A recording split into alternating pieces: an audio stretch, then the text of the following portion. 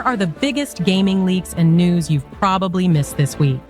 Alright, so Sony's cooking up their next State of Play for September 2025, and the hype train's already rolling. What's coming? Who's showing up? Are we getting bangers or another filler show? Let's find out together. Now, before we get ahead of ourselves, let's talk history. Sony's State of Play events are like mystery loot boxes. Sometimes it's fire, sometimes it's sauce. But September shows usually pack. Remember 2024? We got Ghost of Yotei, a Horizon Zero Dawn remaster, Soul Reaver, new PS5 faceplates. Sony went full nostalgia trip and gave us fresh stuff. So yeah, these things can hit hard, even in 30 minutes. So what can we expect this time? First party? For sure. Third party? Probably. Maybe some hardware teases too. Let's dive in, studio by studio. Naughty Dog, time to show up? Everyone's watching Naughty Dog like hawks. They teased that new IP Intergalactic, the Heretic Prophet last year. Bounty Hunters, Outer Space, Wild Energy. Sounds like a huge shift for them. And honestly, I'm here for it. By now, we have to get gameplay or a release window, right? Also, factions? That Last of Us multiplayer thing, total mystery? Maybe they scrapped it. Maybe they're reviving it. If they do tease The Last of Us Part 3, that's internet-breaking level stuff, but don't hold your breath. Still, if Druckmann pops up, you know it's serious. Santa Monica. What's next? After Kratos. Here's where it gets juicy. Everyone thought Cory Barlog was off making a sci-fi IP. Turns out, maybe not. Latest rumors say their next project isn't a new IP. So what is it? A God of War spin-off starring Atreus? A throwback like The Order? 1886 rebooted? Starhawk? Who knows? But Santa Monica's got two teams, so we might get a little experimental game and a big AA reveal. Even a 30-second teaser of Kratos grunting would set Twitter on fire. Insomniac. Where's Wolverine? Spider-Man 2 already dropped Jaws. Now it's Logan's turn. We got that little cinematic teaser back in 2021. It's 2025. We need more. Give us claws. Give us rage. Give us gameplay. A full Wolverine trailer would own this show. They might be saving it for a bigger showcase, sure. But let's be real. This is what fans want. Also, wouldn't be surprised if we get some Spider-Man 2 DLC or a tease for whatever's next. Insomniac doesn't sleep, man. Guerrilla, time to go online? You know Horizon is getting the live service treatment. They've been hiring testers for some kind of co-op online game in the Horizon world. Giant robot dino raids with friends? I'm down. There's been rumblings that this thing's dropping in 2025. So yeah, now's the perfect time for a trailer, or at least a title reveal. If they nail the combat in co-op, it's gonna be sick. Aloy's next solo story, Horizon 3, probably isn't ready yet, but don't count out a little cinematic teaser. Just something to show she's still around. And of course, we have the wild cards. Ben's studio hasn't released anything since Days Gone, back in 2019, so whatever they're making now could be teased. Housemarque might show their next arcade action project after Returnal. Bluepoint is always rumored to be remaking something big. Could be Bloodborne, could be Metal Gear. And then there's Team Asobi, who gave us Astro Bot content in 2024. They could totally drop a new Astro Bot game, especially for PSVR 2. Huh? The point is, there's plenty of first-party ammo for Sony to pull from. And I think we're going to get at least one or two big fan losing their minds moments. All right, let's roll straight into the third-party side, because this is where things can get unpredictable and really fun. State of Play isn't just about Sony's own studios. They always stack these shows with big third-party stuff, from blockbuster franchises to smaller indie games that end up becoming fan favorites. And September is a perfect time for partners to show off what's coming for the holidays and the year ahead. Let's start with Capcom. They've been on fire the past few years, between Resident Evil, Monster Hunter, and everything else. By 2025, players are starving for Resident Evil 9. Then there's Square Enix. They've got a lot going on. Final Fantasy VII Rebirth launched in early 2024, so maybe now we'll get a teaser for the third and final part of the remake, or some DLC for Rebirth. But honestly, the big one fans want is Kingdom Hearts 4. That was announced way back in 2022, and we've barely seen anything since. If they're ready to show a new world or fresh gameplay, the internet will melt.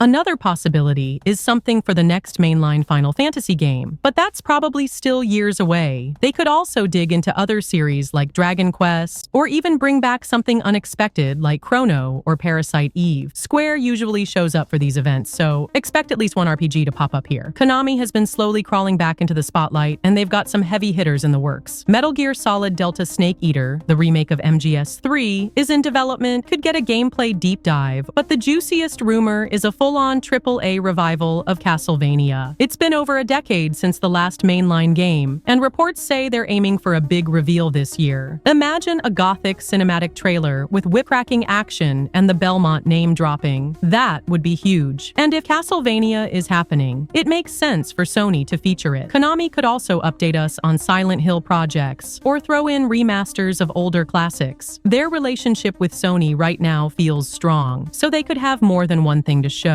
Now, here's a wild card: Rockstar Games. GTA 6 is the unicorn everyone wants to see. By September 2025, there's a solid chance it'll at least be re-revealed. Rockstar usually does its own thing marketing-wise, but they have worked with PlayStation before. If Sony somehow locked down a GTA 6 trailer for State of Play, that would instantly dominate headlines. Even a tiny tease of the setting or protagonist would be enough. If not GTA, maybe something like a Red Dead Redemption remaster, or another big exclusive deal. Rockstar's a long shot, but you never completely rule them out. From Software and Bandai Namco are another pair to watch. FromSoft dropped Armored Core 6 in 2023 and has been working on Elden Ring content. Bandai Namco could also bring updates on Tekken 8's next season, or even tease a Soul Calibur revival. And let's not forget, Little Nightmares 3 is due in 2025, so that creepy vibe could definitely make an appearance. And then there's everything else. Warner Brothers might roll in with Injustice 3. Ubisoft could show the next Assassin's Creed, or finally resurface Beyond Good and Evil 2. EA and BioWare might bring updates on the next Mass Effect or Dragon Age. And of course, Sony loves to spotlight indies, so we might see something charming and unexpected like Stray was a few years ago. They usually like to end with a one more thing moment. That could be a massive third-party reveal, or a big crossover like a Fortnite collab you didn't see coming. The takeaway here is, third-party studios are going to help fill this show with variety. Horror, RPGs, fighters, action games, quirky indie stuff. It's usually a roller coaster of genres, and I think this year's going to be no different.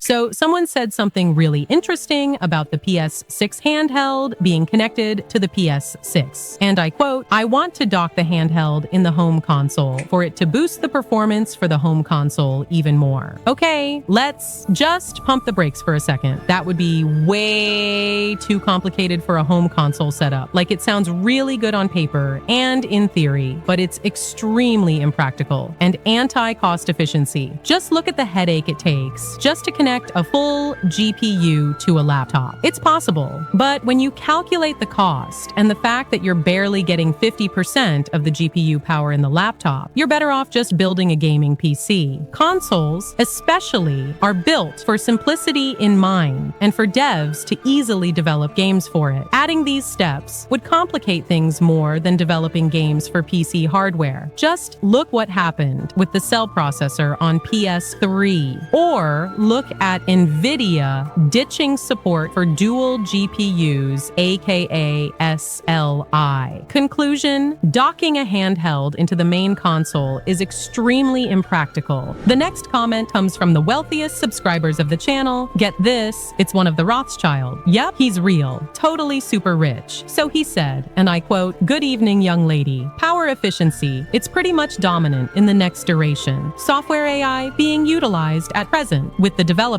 Servers will have AI chips within their mainframe. Plus, hardware like the PS6 will also have AI embedded. 3 combinations working in cohesion to bring the most efficient, yet graphical intensive enhancements and efficiency within the industry." This is what's on the card. I can't stress this enough. It starts with a software. Yes, you're in the right path, but this is the info that's probably missing. You'll see what I mean in the next forthcoming months else. Efficiencies are gonna be throughout industry and the private sector. Thanks again for videos, much appreciated. Take care of friends and family, and bye for now. You kinda hit the nail in the coffin with this, Rothschild. You might have a strong point, but I do take some issues with this statement. Look, I'm not against upscalers and frame generation. Despite all the hate Nvidia is getting from the PC gaming community, I do think DLSS 4 is quite impressive, but I don't want devs to rely too much on these upscalers and frame gens. We've seen how they have become quite lazy with game optimizations lately. Just look at Monster Hunter Wilds. That game looks worse than 90% of all PS4 games and runs even worse on PCs. They straight up skipped the optimization part of the game and told all PC gamers that they need DLSS turned on by default just to run the game at an acceptable frame rate. Like, we're talking sub 1080p internal resolutions on rigs with 4070 Ti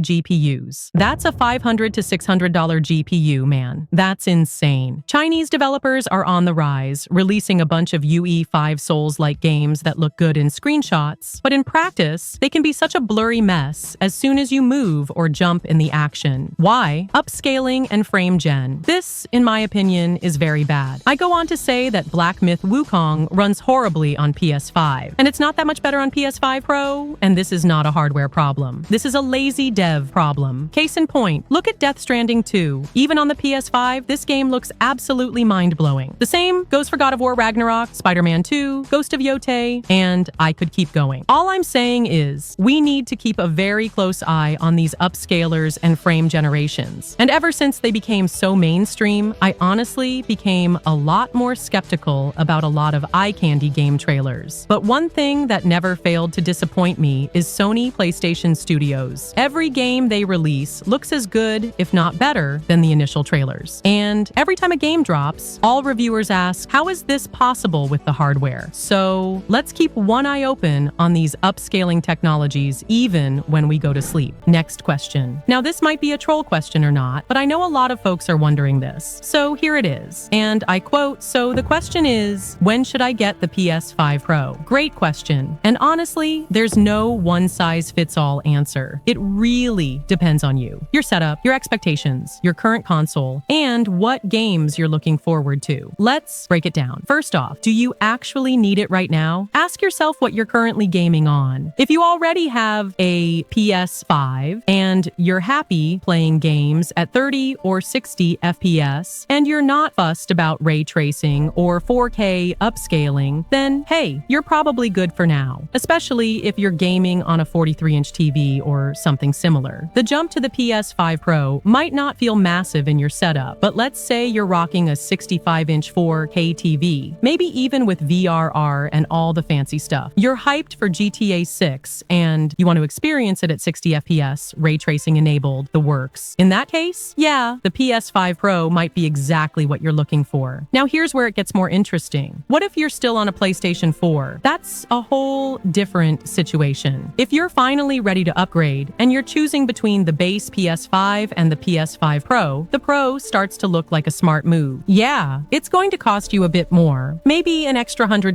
to $200, but you're also future-proofing yourself for the next 3 to 4 years of big, juicy AAA releases, especially as more devs start pushing hardware limits. But again, there's no perfect time. Some people want to wait for bundles, others want to see what Black Friday brings, some want to wait for reviews and Digital Foundry comparisons. That's totally valid. So when should you get the PS5 Pro? When you're ready. When your setup can take advantage of it. When the games you care about start demanding more power. And when you know you'll actually use what the Pro brings to the table. Because at the end of the day, it's not just about specs, it's about your experience. Next question, how much do you predict PS5 will sell by the end of this gen? Alrighty then, let's look at the current numbers. PS5 is already at 75 million units sold, and we're just entering the second half of the generation. The PS4 hit around 117 million by the end of its run, and that was without a global pandemic slowing early production. Now think about what's coming. GTA 6 alone is going to move consoles. Doesn't matter if it's cross-gen or not, people are going to want the best possible experience. And the PS5 Pro will become the machine to play it on. Add in upcoming Spider-Man sequels, more God of War, and surprise, PS5 GOG-only exclusives Sony is keeping under wraps? That's console selling fuel. Then factor in the PC market. GPUs are still overpriced, and building a PC that matches the Pro's performance will run you double the price, at least. So more and more players are going to look at the Pro and think, why spend $2,000 when I can just get this thing for $600 and play everything at 60 frames per second? Also, the PS5 Pro gives Sony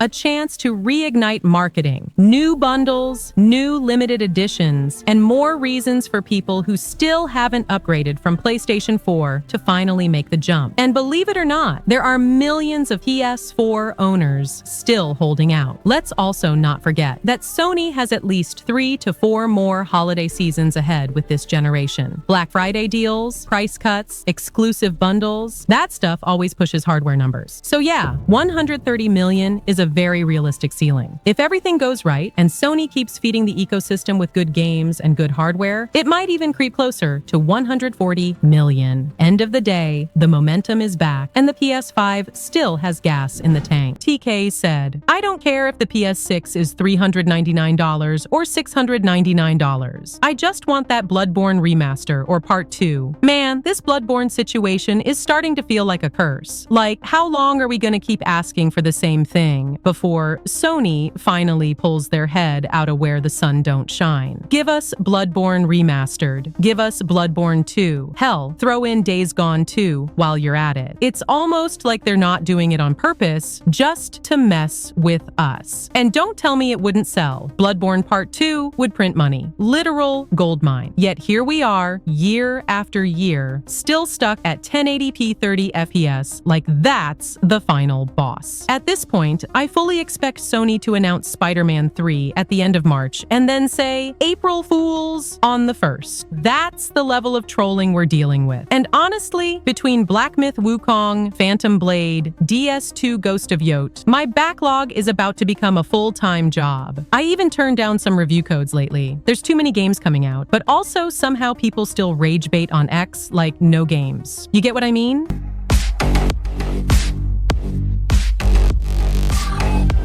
So here's what actually went down with all this Days Gone on Xbox noise. Bend Studio, the team behind Days Gone, posted a cryptic monocle emoji on Twitter. No context, just the emoji. That was enough to send Xbox fans into full detective mode. A lot of people started thinking, wait, are they teasing an Xbox port? And to be fair, the timing wasn't random. Sony's been slowly testing the waters with multi-platform releases late. And on top of that, there was a Sony job listing that mentioned expanding PlayStation Studios games to platforms like Xbox, Nintendo, Steam, mobile, all of it. So naturally, fans started reading between the lines, especially because Days Gone is one of those games that kind of fits the Xbox audience. Open world, gritty, guns, zombies, right up that alley. People have been saying for years that it feels Xbox coded. But here's the reality. The announcement ended up being something way more boring. Days Gone, Broken Road DLC is now available on GOG. That's it, a PC storefront release. No Xbox news, no console port, just more support for the PC version, which already exists. Now the thing is,